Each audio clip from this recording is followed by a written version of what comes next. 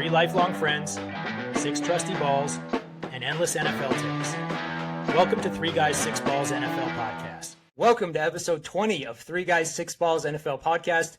Today, we have a guest on the show, and because Will is the only person who actually knows this guest, I'm going to have Will introduce him. Joining us today, we have self-accused 49ers fan, Josh Ackerman. He is a lifelong 49ers fan, although you're not from the Bay Area, so you just made a bad choice. Is that correct? Well, I missed all the championships. So my fandom started after the 95 Super Bowl, so I haven't got to be a participant in any trophy hoisting. Well, you've got that in common with Joel and Will here. I was going to say, that sounds very Welcome to the familiar. club. Yep. Yeah. So, cool. All right. Well, Josh, we appreciate you coming on the show. It's good to have you. Why don't you just tell us a little bit about yourself and just tell us like how you became a Niners fan and just some of your experiences as a Niners fan throughout the years. Well, I was born and raised in Oregon, so there are no football teams here. My dad actually was a Rams fan, a big Rams fan, and I don't know, maybe. Yeah, right. The rebellion in me. I think I was probably 8 or 9 years old. I had family that lived in the Bay Area and just picked the Niners randomly even before I was a big football fan.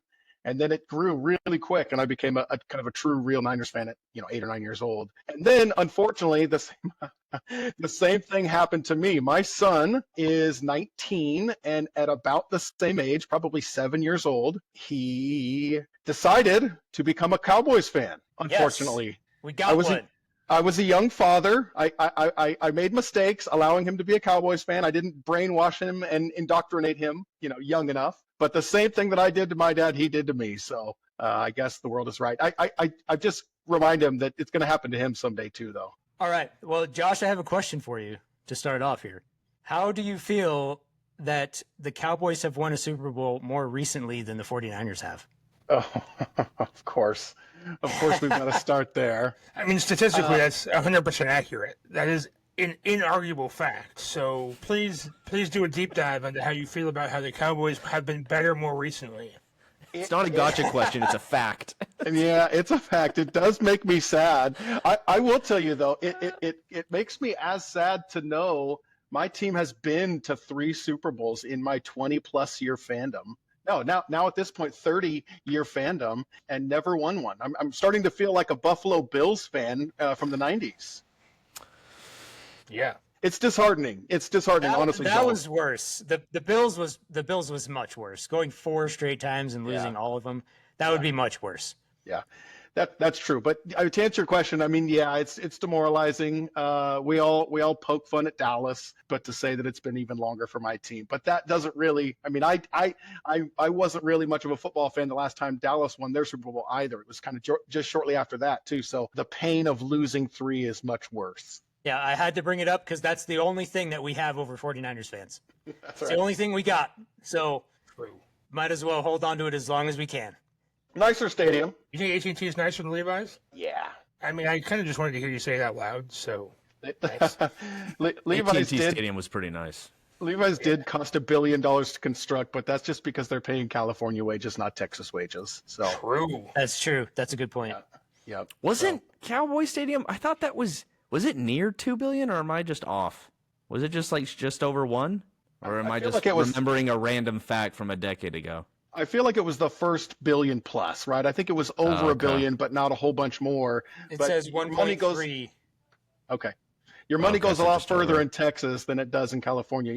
SoFi was like $5 or $6 billion for SoFi. So so six times the cost of or 5 times the cost of Jerry World, the big cell phone, AT&T. All right. Well, since Josh is on the show today and he's a 49ers fan, we're going to be talking a lot about the 49ers. But as our starter topic, we're going to talk about which non-quarterbacks could potentially win MVP this year. And so before we get started with that, I have some stats here for you guys, as always. So since 1957, there have been a total of 69 players to win MVP. Nice. And 48 of those have been quarterbacks. 18 have been running backs. There's been 1 linebacker, 1 defensive lineman, and 1 kicker to win MVP. Oh, I would have hated to watch that NFL season. I hope we get a kicker win MVP this year. What year was that? I super don't. I don't remember what year it was off the top of my head. I'd have to look it up real quick. 1885. They didn't know how to throw back then. I think it was in the 80s, but let me check. Throwing wasn't invented 1982, for the Washington Redskins. Whoa, careful, pal. Was that the strike-shortened season? Oh, I don't remember. Yeah, they played one game, and he scored the most points, so that's why he won MVP. I don't know. It's possible. All right. So with that, let's get started with which non-quarterback could win MVP this year. So let's go in this order. Let's go with Josh. Since you're our guest, we'll have you start off. Then we'll go Will, Avery, and then I'll end. And then after that, we'll lead into our 49ers conversation. So Josh, get us started. Which non-quarterback do you think could possibly win MVP this season? The easy answer, the low-hanging fruit, would be Philly running back Saquon Barkley. The kicker, though, I was doing some research, just kind of preparing for football season this week. It's very rare that somebody gets that many carries that he got last year and actually makes it through a full season the next year. I think I would have to say there's a pretty good chance that Saquon Barkley gets hurt this year after as many touches as he had last year. Notable Christian McCaffrey fan. That's right. Yes. That's right. That's right. Same thing happened the previous year, right? CMC had all those carries, all those touches, all that impact, and then got banged up the next year. Oh, it had nothing to do with the carries. It had all to do with who was put on the cover of that one video game. It could be that. It could be that curse. Yeah. So I mean, I think it would have to be a running back. You know, Derrick Henry comes to mind, but as long as he's playing with Lamar Jackson, it seems far less likely that he's ever going to be able to have the impact and win an MVP unless a big injury, which it's Lamar Jackson. That certainly could happen. I'm going to say the safest bet, Saquon Barkley. Okay. Yeah, just a fun fact to go along with that and what you said, Josh, and we've actually mentioned this on the show before. It's only happened one time in NFL history where there's been a 2,000-yard rusher in back-to-back seasons. Saquon Barkley did it last year, so it's very unlikely that that's going to happen again this year. But I feel like on that team, that team is so stacked, and that's what they do. They just run the ball. So I feel like if it was going to be any player, it could potentially be Saquon Barkley. So I like that. It's a safe choice. Unless he gets hit with Madden curse, then it's not safe. That's right. But for now, it's safe. That's right. All right, Will, who you got? Well, I'm not known for my safe choices on this show. Oh, no. That's just, or pronouncing names correctly. Just remember, Will, Tua is a quarterback. I am aware. I already picked him for ringless quarterback to win the next ring. Okay? I'm already aware.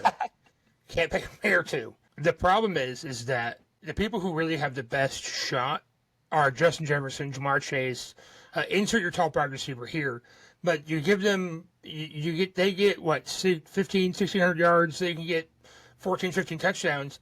Your quarterback's also getting the same stats. And so they're never going to give it to the receiver, who is arguably doing more work than the quarterback to gain those stats, but they're going to give it to the quarterback anyway. And running back, same boat. The only way they're going to get MVP is if they do, if they've got a Saquon type season last year and also have 900, 800 receiving yards and a slew of touchdowns on top of it.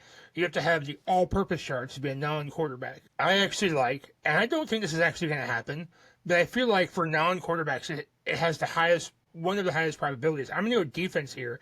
I'm going to go with Myles Garrett. I feel like of all performing defensive players, he performs consistently the highest, and that defense is going to have to carry that team more this year. They are truly trying to build a team to win. It doesn't work. They're not winning, but they are currently and actively every year trying to make steps to win. That's why they drafted 2 quarterbacks and 2 running backs in near back-to-back picks.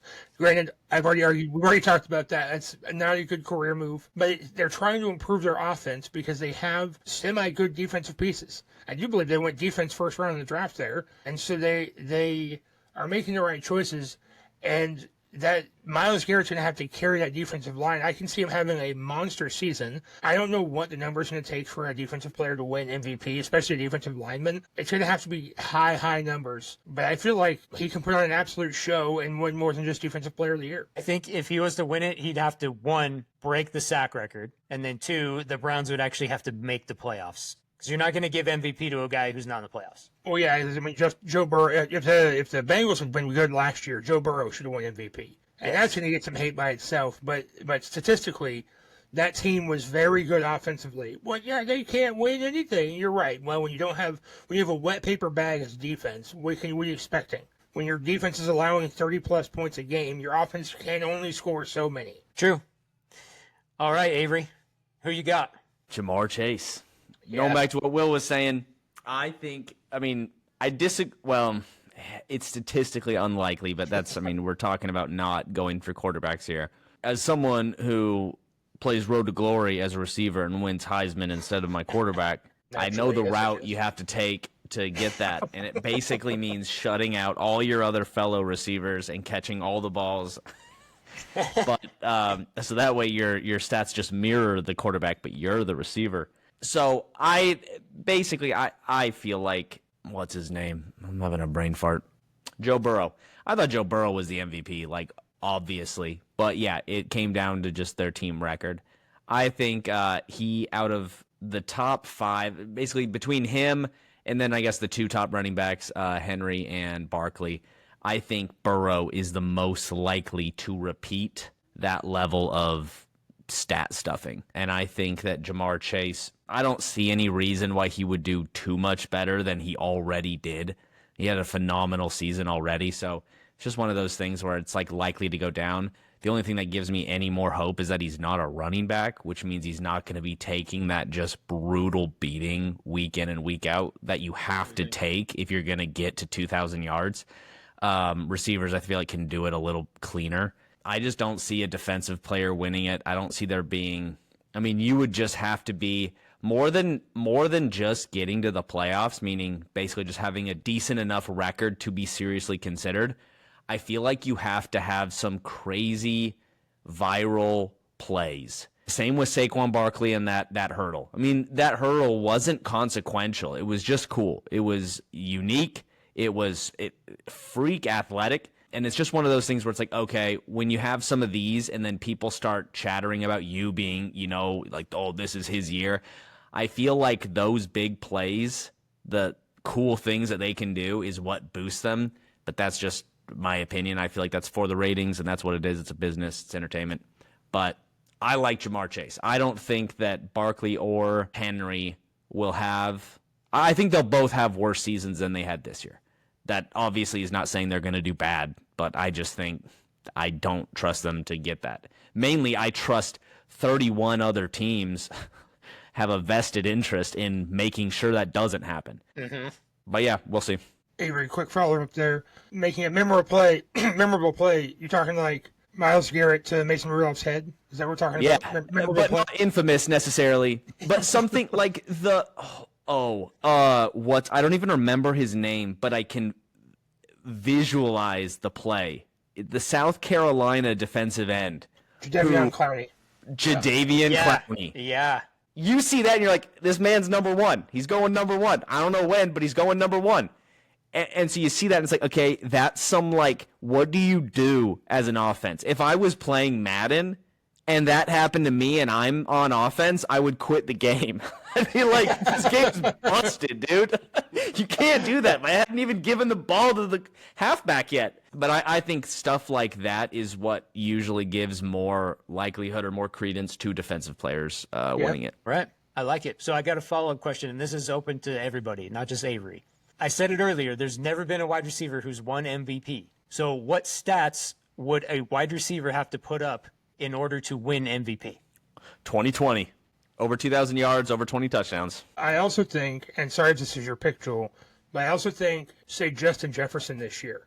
If Justin Jefferson goes off for 1,800 yards, 20 touchdowns, they're not giving that MVP to J.J. McCarthy. That's just not going to happen. They will not give it to J.J. McCarthy. It'll go to Justin Jefferson purely because we can't possibly give it to that guy. Look at that guy. He barely wipes his own bottom at this point. I know I said bottom. We're all adults here. It's going to Justin Jefferson. The show is explicit, okay? Well, I'm in my daughter's bedroom. Yes, I understand. Look at the flowers. This is where I'm at. Here we are. This is the way life works. I got 2 kids. I made a poor choice. What can I say? Well, along that same kind of train of thought, though, if you had a really good receiver have a 2020 type season, they could potentially still win it. To answer Joel's question, I think, though, it's got to be to a QB that doesn't have a big name because they're going to have the stats too, right? In your mind's eye picture, the quarterback that's now at Seattle. Help me. Sam Darnold. Thank you, Sam Darnold. He had a really good season last year, but most people after the career that he's had are going to be really reluctant to give him an MVP trophy. And so, if he was throwing the ball, I think San Francisco could potentially have this, right? Brock Purdy's a respected quarterback, but because of his Mr. Irrelevance, because of his Mr. Irrelevance, if they had a top-notch receiver who had a 2020 type season, there's a chance maybe that the receiver can get it instead of the QB because they're not respected the same way that a Joe Burrow might. I also think, to flip that around, is that it has to be a respected enough receiver. If, pick any number 2 wide receiver. If Michael Gallup, right? If Michael Gallup goes off this year, they're not giving it to him either. And he's in, I don't even know where he's at now. Tennessee? No. Where'd he go? He's not in Dallas anymore. He plays for the Commanders right now. Okay, then they're for sure giving it to Jaden Daniels. They're not giving it to Michael Gallup. It almost seems as if we're all kind of dancing around this. It's less of most valuable player and most valuable big name player is what it's turned into.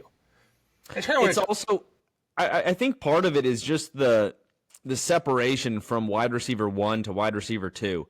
If all of the wide receivers are eating, like everyone's got at least 1,000, you got 3 wide receivers with 1,000 yards, and then one of them has 1,800 yards. It's like, okay, what are the chances you had 3,000-yard receivers this season? Or like, is it the quarterback then? At that point, maybe just give it to the offensive line. Like, you as a unit get the MVP. Because we know the quarterback couldn't do it, and we know the wide receivers couldn't do it. Like, you guys. Sure.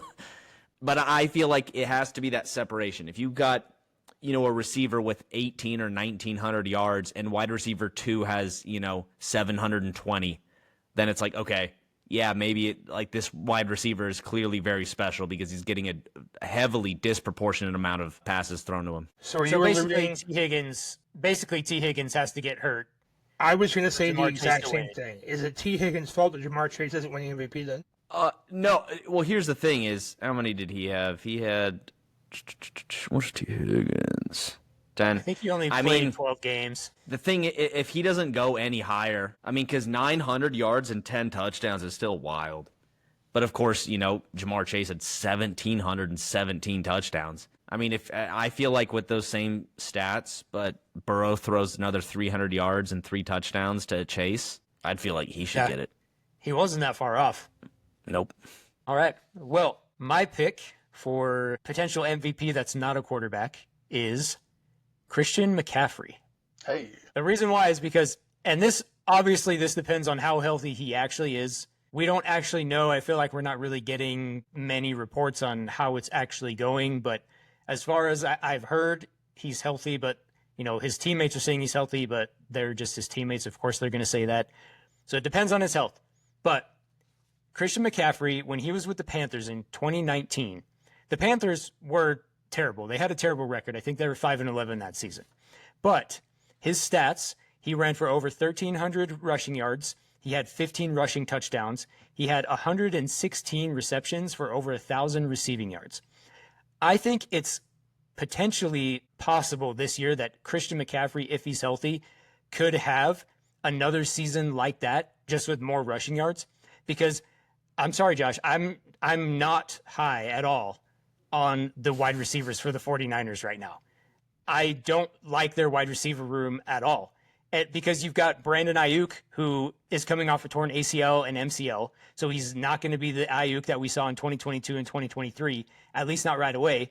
You've got Jauan Jennings, who is unhappy with his contract and wants either a contract extension to make more money or he wants to be traded, so who knows if he's actually going to be there. Then they've got second-year wide receiver Ricky Pearsall, who is injured again and was just recently placed on the PUP list this last week. So outside of those guys, you've got Demarcus Robinson, who was signed in free agency, and then a bunch of other guys that nobody knows. So you really only have 2 receiving threats in that offense. You have George Kittle and Christian McCaffrey. And so I think if Christian McCaffrey is healthy for the entire season, they are going to lean on him very, very heavily. And so I think that it's possible that his stats could look similar to his 2019 stats when he was with Carolina. And the 49ers have the easiest schedule in the NFL. Obviously, that doesn't mean anything because we don't know how these teams are going to be. But as it looks right now, they have the easiest schedule. And so if they can even just make the playoffs and Christian McCaffrey can replicate that 2019 season, I think he has a shot to win MVP. I would like to give honorable mention to a player on a team that has a possibility to go winless, right? So he's not going to win MVP, but for the same reason you just said Christian McCaffrey, I think Alvin Kamara should go on that same list for the same reasons. They're going to have to lean on him because they've got Tyler Shuck, who is bad. End of conversation. He's just bad. Now, he's obviously he's better than you. Yeah, obviously he's better than me. Obviously. There's no question. But he's I not don't know. the guy. I don't know, though.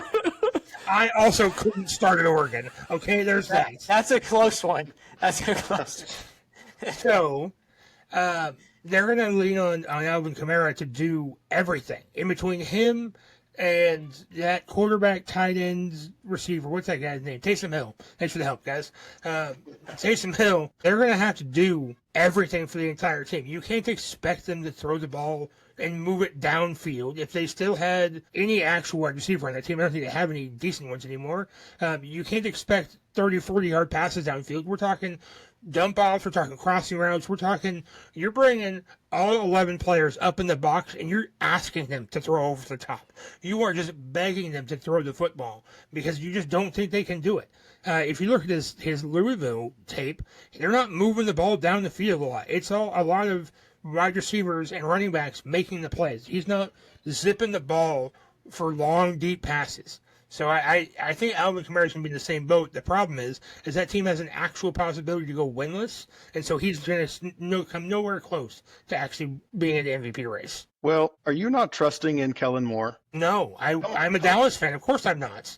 Come on, Will. Kellen Moore will make Tyler Shuck look like Tom Brady. He didn't do that. Okay. He didn't do Isn't that Boise State quarterback? Sure is. Yes, he is. The same. Yeah. He's still floating around over there in Dallas. He went not Dallas. He was offensive coordinator at Dallas. He's now head coach of the New Orleans Saints. Oh, he never drafted mind. Tyler I did Shuck. know that. This is his retirement plan. Yes. Yeah. Let me make some money. Sorry if you can hear my children in the background. They are just yelling. Just yelling. I don't know. 5 seconds ago, it was dance party and just yelling. Very sorry. Anyway, It's okay. My daughter was screaming in the background while we were waiting for you to figure out your computer situation. Well, I didn't hear that, so all good. No, Kellen Moore, he's now head coach out there in New Orleans, and I have less hope for them than I had hope when he was at Dallas. At least Dallas had actual notable players on the team. They just couldn't execute. And you can track up the coaching, but the coaches aren't the ones on the field doing the dang thing. The team in New Orleans, I mean, when the trade deadline is coming around, I expect New Orleans to be having a fire sale.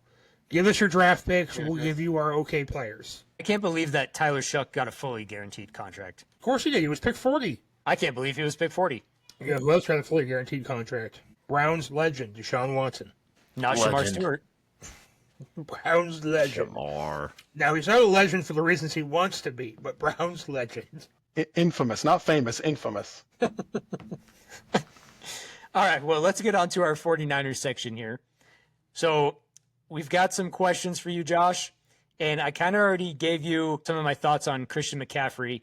Obviously, his health is a big concern.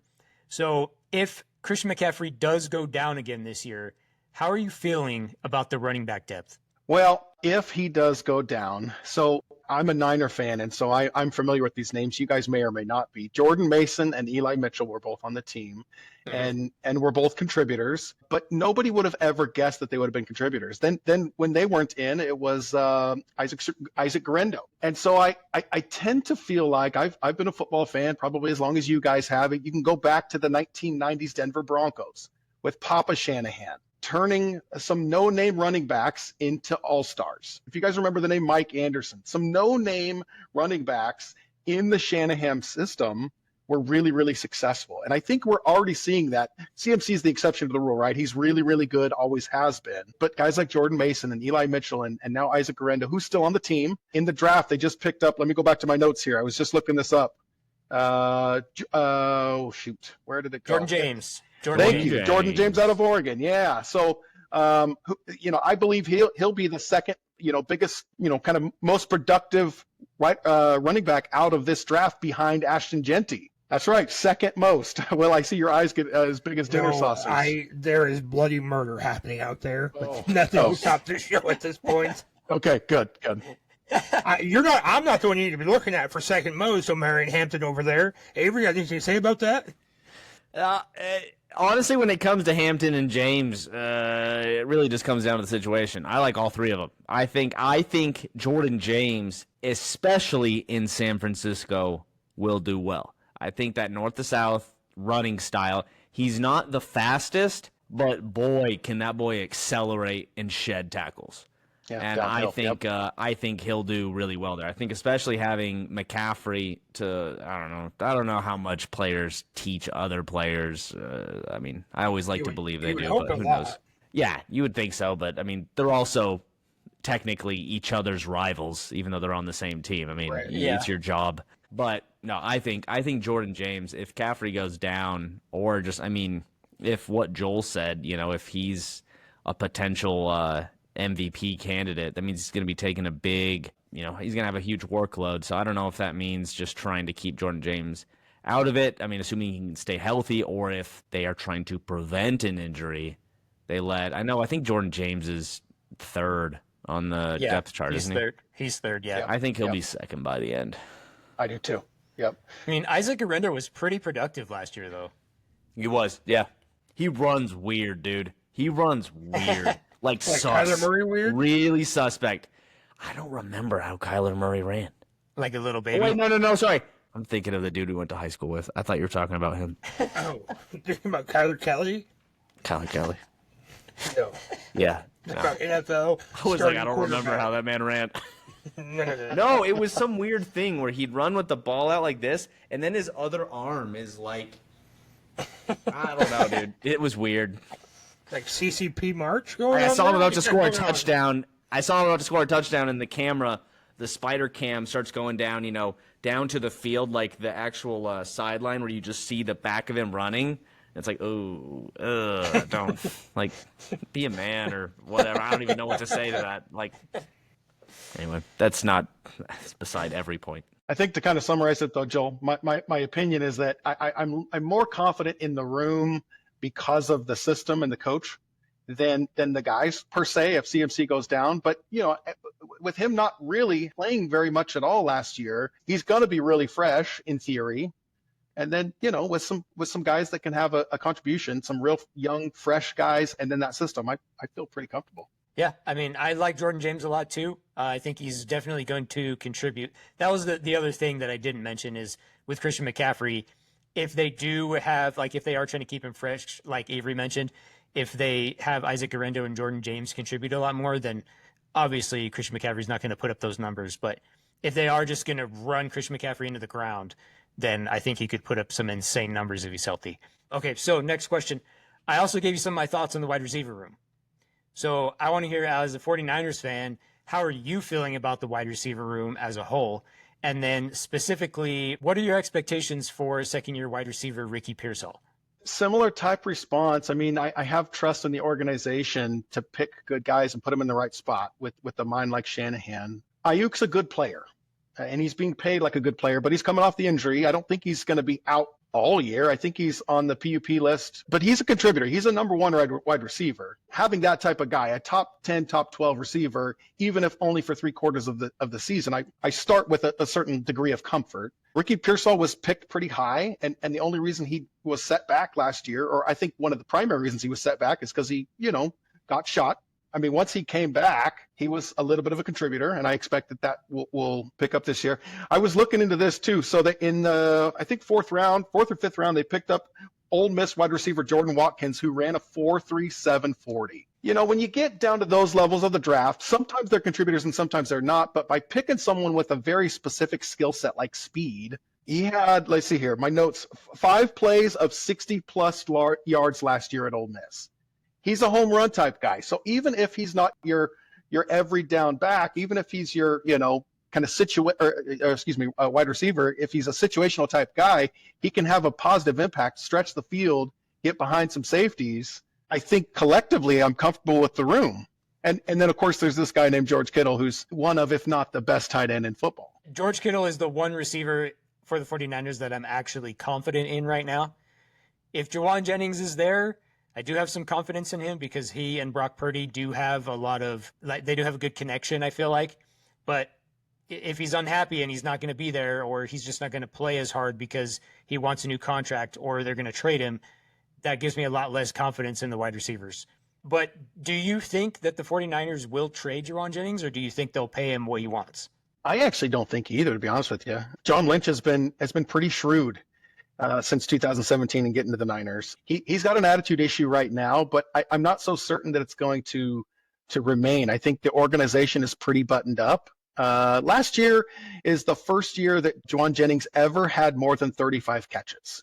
In the 4 seasons before last year, his peak output was 35 catches. I think he had a 20-something catch year. Last year he went for 77, and that was because, the latter half of the year he was the number one option. Jauan Jennings, to me, doesn't really seem like a number one option. He's kind of more of a slot guy, in my opinion. Will he contribute? Yeah, he's proven that. I think the organization is smart enough to say, he's valuable enough on a team that thinks that they're still in a window. He's not hardly being paid that much. I think he's making somewhere 4 to 7 million. I think if they just are patient with him and he's patient with them, they'll make it to the start of the season without any attitude issues. I would guess neither. I would guess neither a trade or an extension yet. He'll play out the year. Yeah, I like you said, I'm not super, super high on Jauan Jennings. I think he's a solid receiver, but I don't think he's a number one receiver. And I think the reason that he had those stats last year is because of, there was the injury to Ayuk. Deebo Samuel was not, he wasn't healthy. He had several reasons why he sat out of parts of games or missed games last year. And so I just feel like Jauan Jennings was the only, aside from George Kittle, was the only, consistent option that Brock Purdy had. And so I feel like that's why his stats were a little bit elevated from what they've been in the past. So I just don't think he's really like that number one receiver. And he definitely doesn't deserve to be paid like a number one receiver, in my opinion. I don't know exactly what he's looking for as far as compensation, but I don't feel like if I was the 49ers, I don't feel like I would pay him.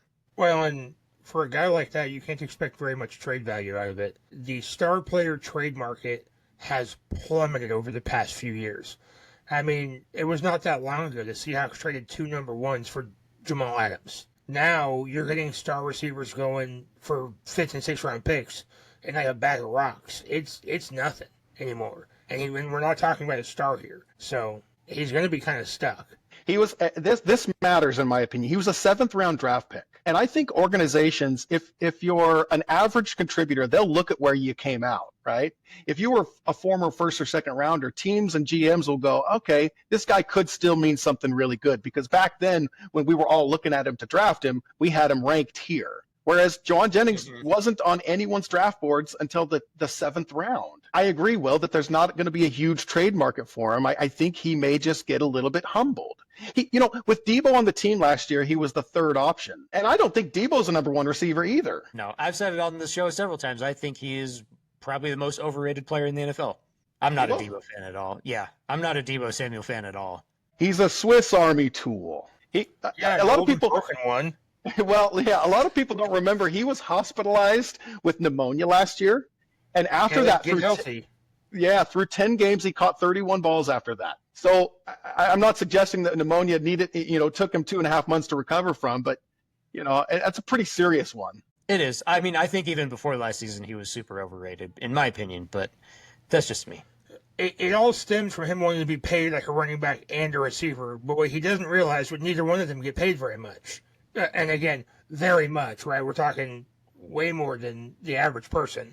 But still, it's just, you can do both okay. You're not an absolute all-star at both of them. If you can't statistically outpace your team's tight end, you don't deserve to call the shots for a bigger contract.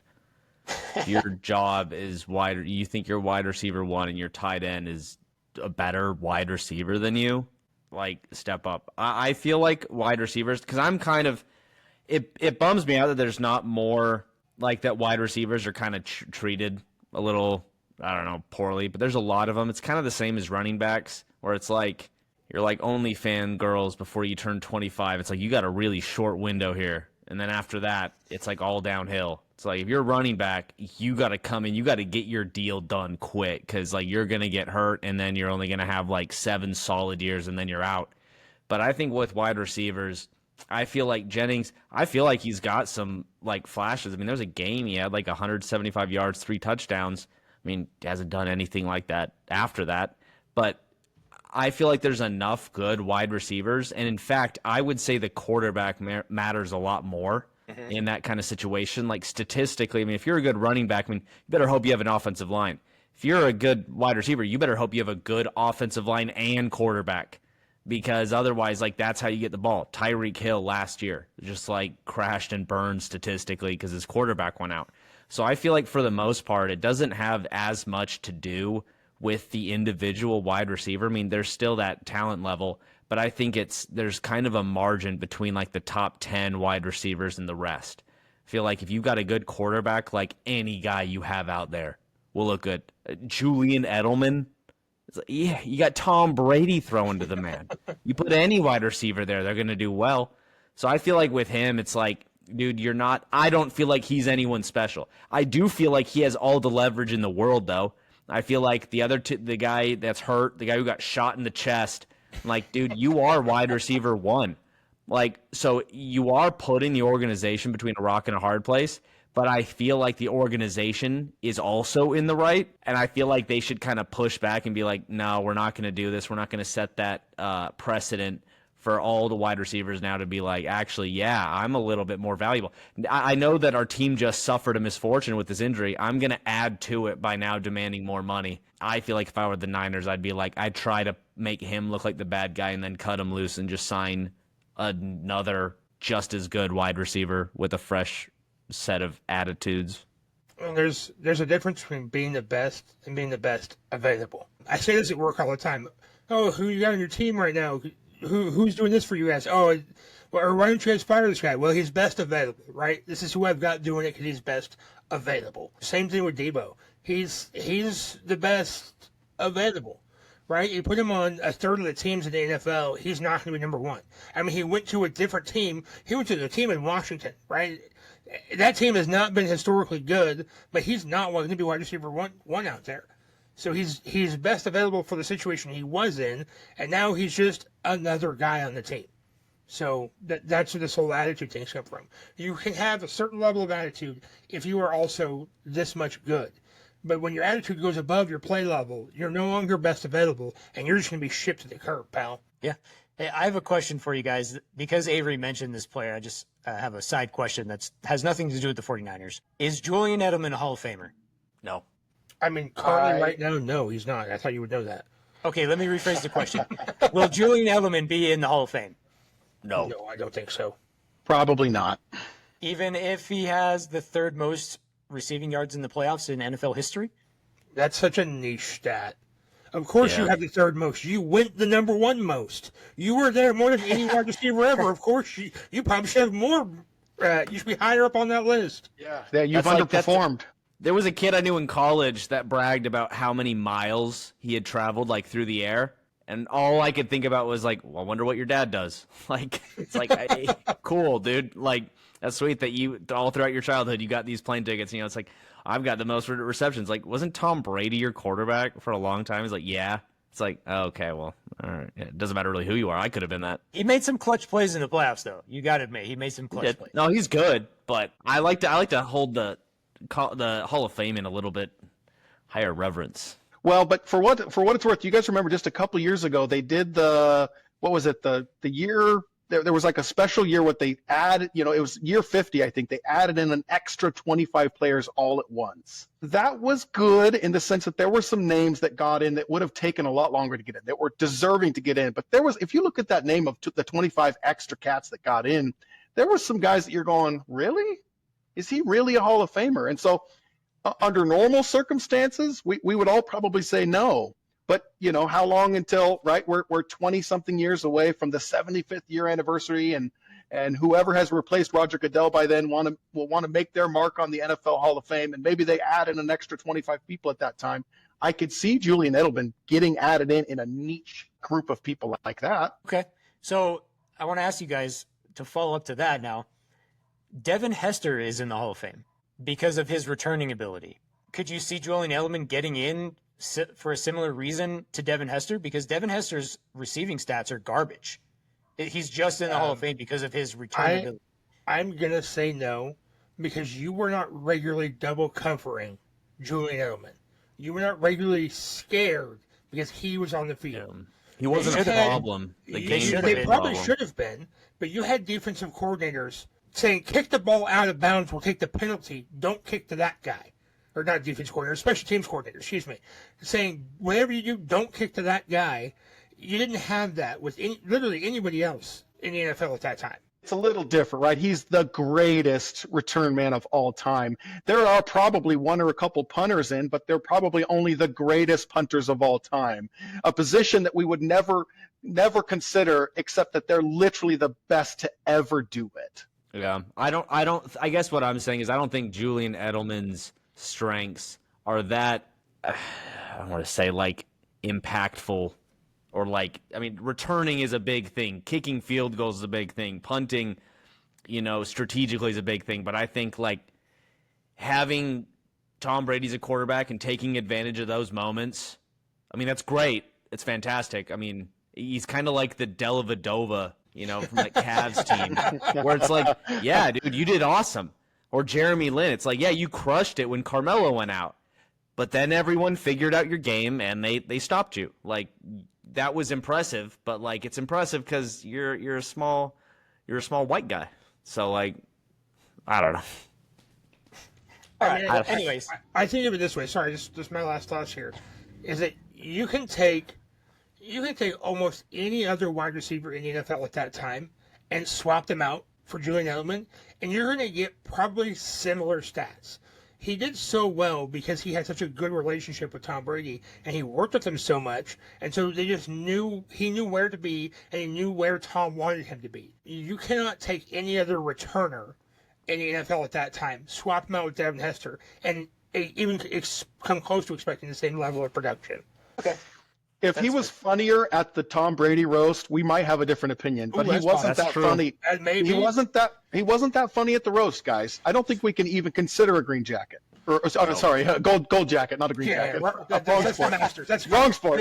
The green one we can consider, not the gold. Maybe he can have that. I don't think his golf game's that good. All right. Anyways, back to the 49ers. So let's talk a little bit about Brock Purdy. Ew. So the 49ers paid him a 5-year, $265 million contract this offseason. That's worse than Dak. Dak's is $60 million a year. It's not worse. Oh, dang it. Dak's is by far the worst. I was hoping. But yeah, they paid him a 5-year, $265 million contract this offseason, which is an average of $53 million a year. That's more than the average that Justin Herbert makes, Lamar Jackson makes, and Jalen Hurts makes. Do you think he deserves that? And do you think he will live up to that contract? He has overperformed his draft stock. What we have found with quarterback contracts the last handful of years, they just continue to go up and up and up. It won't take very long before several other QB contracts exceed that value, and we'll be looking down at Purdy's contract going, that feels pretty reasonable. Now, it's really, really important to know this, and I think you guys maybe already do. It is structured very team-friendly. This year, the cap hit is only $9.1 million. Next year, $24.8. That's a good sum of money, right? But it's not 55. In 27, it's $30.8 million. Again, very large sum of money, but not 55. It's only about 60% of that. It's a very team-friendly structured deal. Yeah, he's getting over $100 million guaranteed, but they did such a fantastic job of kind of structuring the contract that if he meets expectations or exceeds expectations, well, then come year 4, year 5, he will have earned that money. If not, he won't be on the roster in 4 or 5 years from now, Right. and they will only have paid him $100 million, in a 3-4 year time span. So it's not as damaging as I think a lot of people see it at face value. The ticker on the bottom of ESPN says that huge value. Everybody thinks, oh, the window's closed. San Francisco can't win anymore. They're paying too much money to that 7th-round quarterback. Not so fast. So while you're talking, I actually just thought of a conversation I had with Avery a long time ago, and I don't remember when this was or who it was about, but it was about an NBA player.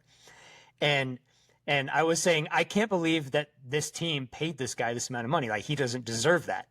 And Avery was like, well, he does deserve it because they paid him. Like, he does deserve it because that's what the market value is. Do you remember that? If someone has that amount of money and decides to give it to someone, you better believe that man deserves that money. Like, that guy plans to make that money back. I mean, if he's an idiot or he's a trust fund baby or something doing it, that's one thing. But when I see some sort of big payout, I'm like, the man's valuable. The man's valuable to that guy. I have thoughts on this, though. I don't think it's overpaid at all. In fact, I think I was looking, it's like the 7th highest quarterback contract currently, or it's like tied for 7th. But on top of that, I looked at Joe Burrow's contract, who doesn't have the highest. I think Dak is still the highest. He is. And Joe Burrow, though, has the largest share of his team's salary cap at like 24% and some change. Purdy has like 18th. It's like, I think it's like 17 or 18%. It's like a lot lower considering it's about the same amount. That being said, I don't think he's robbing his team, but also I was looking something up yesterday and it made me think about this. If there was a quarterback that spent 2 years for a team starting and averaged in those 2 years, well, I think total he had like 3,200 yards for 2 seasons. 2 seasons, 3,200 yards, 11 touchdowns, and 22 interceptions. Like garbage, like not good at all. Then gets traded and is a backup somewhere for 4 years. Do you think it's likely that that man becomes a Hall of Famer? No. I mean, obviously I'm telling the story with the leading questions and stuff, but yeah, it's Steve Young. All that to say, I was looking up his career because I didn't know much about him. It makes me think that a lot of this comes down, like the same with wide receivers and their play compared to their quarterbacks. I think a lot of it is the quarterbacks compared to the rest of the team. I feel like Joe Montana and what's his name, Walsh. Who was the quarterback back then? Bill Walsh? Yeah, the head coach was Bill Walsh. All right. They were doing great. So he inherits this system. He's got Jerry Rice. He's got all these other like legendary weapons there. Does really well. Has some good seasons. But it's not like he was some amazing quarterback. I think a lot of it was like getting in the rhythm of it. You were a backup for 4 years. Came in, then he got hurt after going 4-4. The third string quarterback comes in, wins like 5 straight games. Then he gets hurt, and they had already decided because his last game that he started, what's his name? Steve Young was healthy and ready to go back in. Coaching staff decided, no, we're sticking with the third stringer because he's actually winning games. And then after that game, he gets hurt. So Steve Young does go back in. And then from then on, basically just Hall of Fame career statistics like the whole rest of the way. All that to say is I think there's too much emphasis put on individual stats as if these are individual mini games that these players are playing rather than a individual or than a team-based game. I think Kyle Shanahan, was it Kyle Shanahan or who's the Shanahan that's currently there? It's Kyle. Kyle? Who was the other one? Mike is his dad. Mike, that's right. Yeah. I get that. Because I was looking up, so I've got both of them. I think Kyle Shanahan's a great coach. And I think that, like you, Josh was saying, I think that they've got the culture, they've got the office. I think they just have a lot more, it's more ordered and structured than a lot of organizations right now.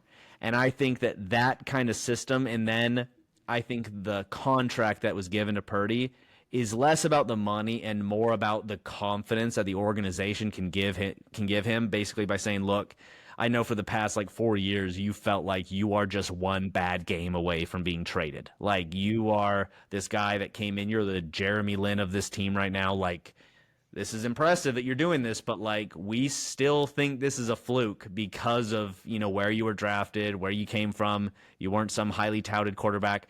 But now that we're giving you this money, like we are investing in you. And I don't like the 49ers. I don't like Kyle Shanahan, but I respect him enough to think that if he's doing that, they've got to have a plan here, because there's no way you would sign a quarterback that's middle of the road in my mind to this massive contract just to keep you right in the middle of the NFL. I think that there's more to this guy than I see.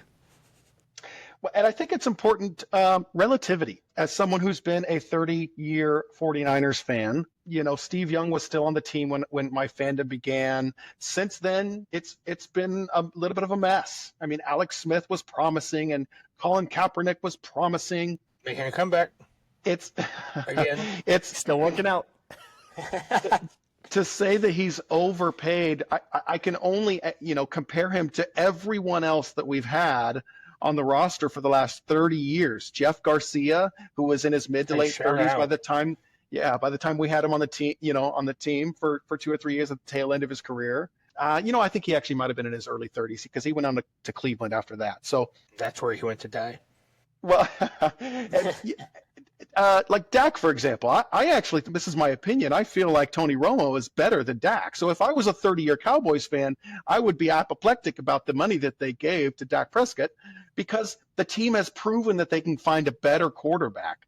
The team hasn't proven in San Francisco that they can find a better quarterback in a 30-year run. I think I would venture to guess, if you were to look at a 5 or 10-year sample size of all of the first round quarterbacks drafted, Brock Purdy's better than over half of them. They got a good guy. He's maybe not the top 3, top 5, top 6 quarterbacks in the league, but he's capable of taking the team to the Super Bowl. Just not winning one. Ouch. Sorry. I had to. Shots fired. I didn't say this before when Avery was talking about Shanahan, but I was going to say, unless he's in the Super Bowl, he's a good coach. But when he's in the Super Bowl, not so much. I wish I could disagree with that. I wish I could disagree. Would like to pick out the other part of that sentence I truly cared about. I also agree, Tony Romo better than Dak Prescott. I didn't hear a single other word you said. Then you said Cowboys players, and I started paying attention. So, yes, I agree. Tony Romo better than Dak Prescott. Also, when you said Prescott, you could not have sounded like a more old white person. So thank you for doing that as well. It was just like Avery when he was saying Tony Dorsett last week. Dorsett. Tony Dorsett. Is it Dorsett? Yeah. Yeah, it's Dorsett. Prescott. Sorry, I didn't make fun of. I didn't make fun of you last week, so I had to this time. Yeah, I didn't even know it. All right, we're getting a little bit low on time here, so just a couple more questions for you, Josh. Okay, no problem. So, just real quick answer on this one. So, which of the 49ers draft picks was your favorite and why? I will try to go quick. I'm going to touch on 2. First one is the obvious one, right? They've got the first round pick who is 11th overall. Help me remember the D lineman. Mykel Williams. Thank you. Yep.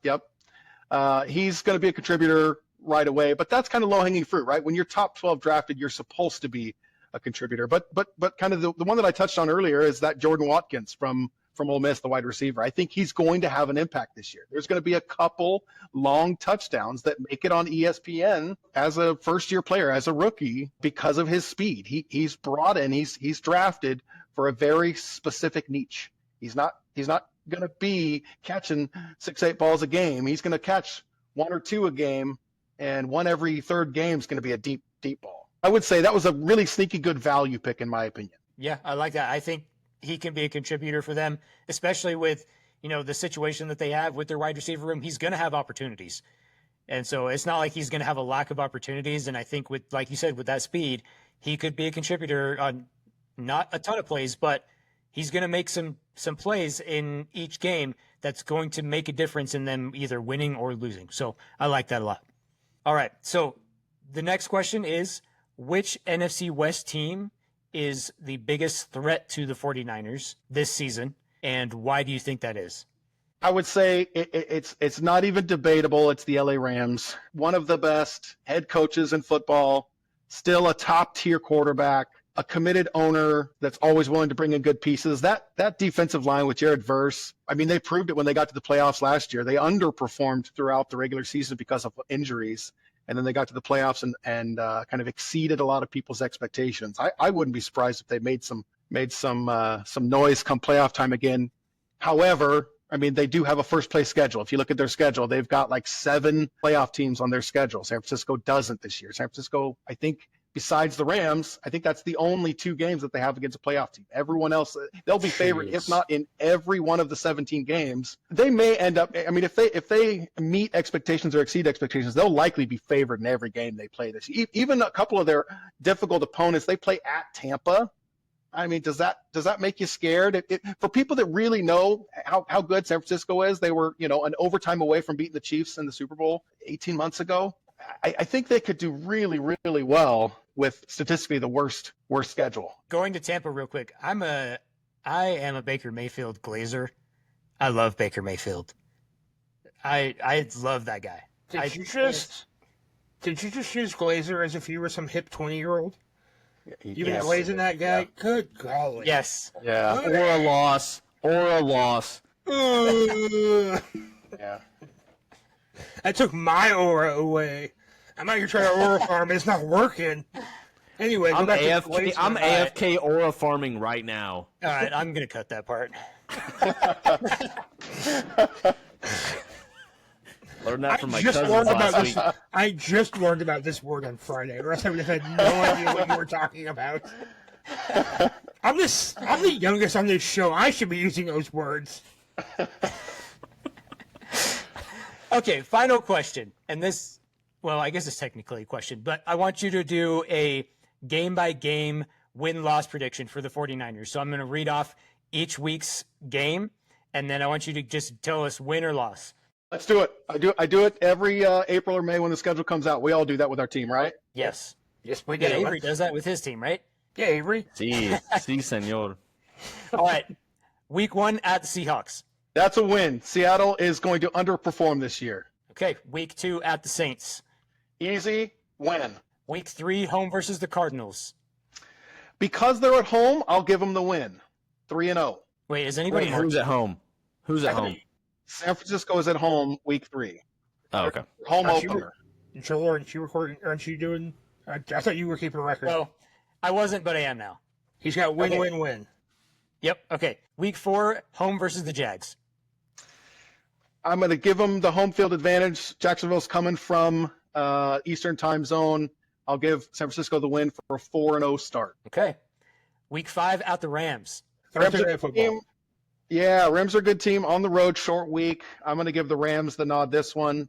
First loss of the season. Week 6 at the Bucks. Going to the Eastern time zone, Tampa's formidable. I'll give Tampa the win there too. They lose 2 straight, and people start to look for the panic button in San Francisco. It's like straight up just like calling it exactly how it's going to go. Yeah, exactly. I was like, this sounds exactly how I feel like it's going to go. They think to get rid of Brock Purdy. He lost 2 games in a row. Yep. Wait, is Christian McCaffrey still healthy at this point? Yes, he's healthy. Oh, thank goodness. Okay.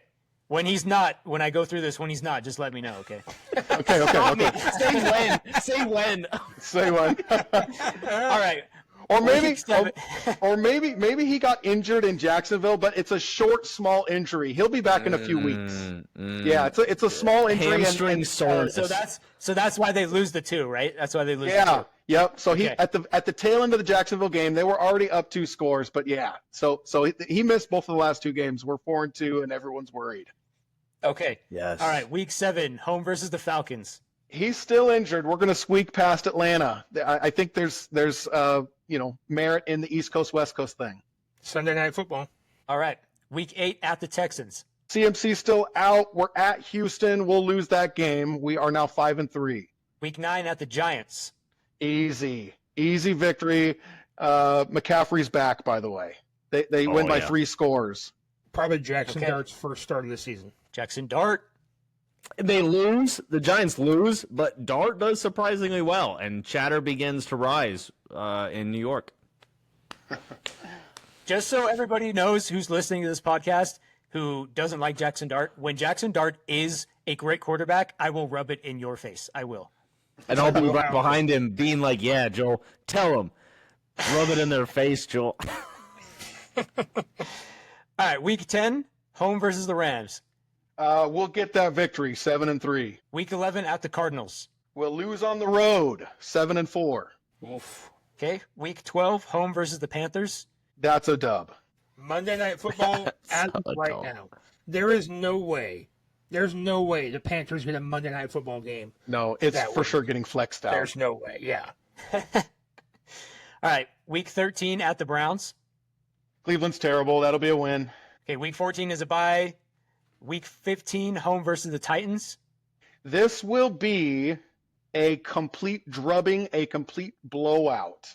Coming off the bye. I was worried you were going to say it was going to be a close game. I was like, where are you going with this? A complete blowout. This will be a drubbing. People will turn it off by the second quarter. It's a win. San Francisco goes 10-4.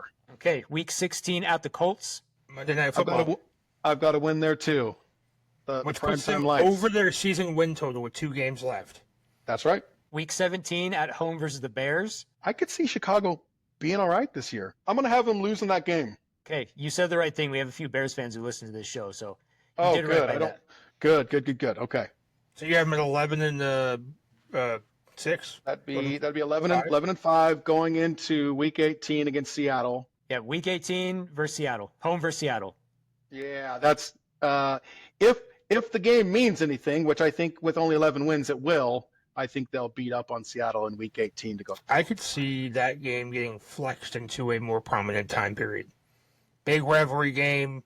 It's probably with Sam Darnold leading the boys up there. It's probably going to mean something for both teams. Possibly winner gets a wild card spot. I don't think it'll be for the division, but like that could have serious playoff implications on that. Winner gets in, loser doesn't. That might actually be a really good end of season game. Well, week 18 though, the last year there is no Sunday night, Thursday night, or Monday night, so it would have to be the marquee game. It'd have to be the Sunday. Well, there's a Sunday night. There's a Sunday night game. There's a Sunday night. It would have to be the marquee game. It's the only primetime game that gets flexed into. So to think that Seattle is good enough to compete, right? I mean, you're saying that the Rams would be kind of locked into the 1 spot, and then San Francisco and Seattle vying for, both at 10 or 11 wins, vying for a playoff spot. Yeah, seems feasible. Okay, so wait, so at 12-5, are the 49ers winning the division or no? They are, but not because they're better than the Rams. I think they're pretty equal to the Rams. The Rams just have a first-place schedule. They have to go to Baltimore. They have to go to Philadelphia. They have a murderer's row of teams that they play against, and San Francisco just plays a bunch of patsies. They have to go to the Ravens and the Eagles? Yeah, I was looking at it Yikes. today. Yeah, that's and others. Oh, and others. Yeah, it's rough. I think they play against the Chiefs. I was looking at it earlier. They play against a bunch of pretty nasty teams. All right. I like the prediction. So we have a Seahawks fan saying the Seahawks are winning the division, and we have a 49ers fan saying the 49ers are winning the division. Weird. So I know, right? Will, we should just say the Cowboys are winning the division. They're not. They're going to fight for third place. They're going to be in an absolute knockout, drag-out for not last. It'll be them and the Giants. Who can get to 6 wins first? That's who's going to. Whoever gets to 6 wins first is going to not get 4th. It's going to go Eagles, Washington, and then flip a coin. We're going to get 3rd, baby. It depends on how early the Giants let Jackson Dart start. So Joel, the Seattle fan who thinks that their team's going to win, I think there's some value in looking at who odds makers. Vegas money says that Seattle is a 7.5 season win total over under. The Rams are at 9.5 and San Francisco's at 10.5. So I mean, I get a Seattle fan feeling warm and fuzzy, but people that are putting their money, millions of dollars, putting their money where their mouth is, are saying that Seattle's going to finish last in the division. Those odds makers are no joke. No joke. I've done some sports betting with over-under, and it's crazy scary how close they get. If you The guys NFL is can't rigged, tell, I mean, they kind of know everything. So It's like they have money riding on it or something. something. Yeah. If you guys can't tell, I can't stand Seattle. I mean, All right. yeah, sure. You have to, yeah. There for a little bit, it was the most fierce rivalry in football. all right, well, that's all we have time for on our episode today. Thank you to Josh for coming on. We appreciate having you. And before we end, I just have to clarify one thing for anybody who was wondering. I'm sure nobody was, but last time we said we were going to, when we ended, we said we were going to talk about Trevor Lawrence and the Jaguars. We decided against that because Trevor Lawrence sucks and the Jaguars sucks and nobody wants to talk about them anyway. So we did not talk about them. So that's why we did not talk about Trevor Lawrence and the Jaguars. We will have to revisit that. I actually have a person who came up to me and said, I'm really excited for you guys to talk about Trevor Lawrence. I have a coworker of mine who has a Jaguars helmet on his desk and said, I'm really excited for you guys to talk about Trevor Lawrence. Okay. I went, because he's good? He went, no, because he's not. That needs to be talked about. Yeah, I would also like an opportunity to pile on some shit onto Trevor Lawrence as well. So. All right, well, I'll keep that in mind. We'll have to talk about him. We'll have to circle back. Well, since we're on the trend of saying we're going to talk about him next time and then just not doing it, I'll say we're going to talk about Trevor Lawrence next time. Next time. We'll see. We'll see. All right, well, that's all we have time for on today's episode. Again, thanks to Josh for coming on. And as always, don't forget to keep your balls played with. We'll see you next time. Bye, everybody. Thanks so much, gentlemen. Also, Mark Davis's haircut still sucks.